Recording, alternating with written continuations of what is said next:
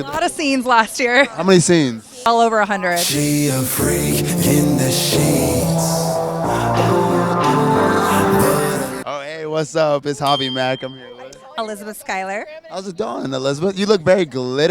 Thank you. Yes, very disco ball vibes. One size glitter setting spray. Yeah. Wow, you just went all out with that. Yep. What are you most looking forward to at the XMAs this year? This is going to be the first time I'm actually going inside. So I'm going to sit through the award show this time. I'm nominated for 5 awards, but MILF Performer of the Year is what I'm looking most forward to. So, yeah. That's going to be great. What do you think you did to earn this MILF Award of the Year? Work ass off. Yeah, working. A lot of scenes last year. How many scenes? Probably well over 100.